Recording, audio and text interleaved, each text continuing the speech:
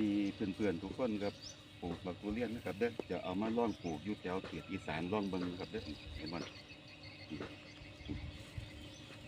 เพราะว่าได้เอามา20ต้นนะครับเนาะ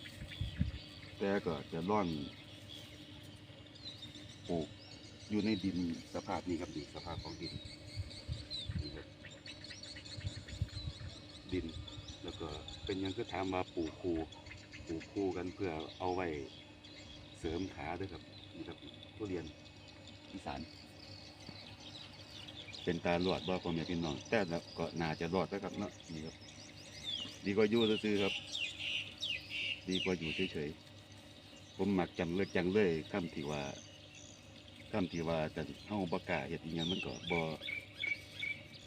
เดินไปข้างหน้านะครับเนาะครับแล้วก็ได้กำลัง ประมาณนี้ครับผมออกกำลังยามมื้อเช้า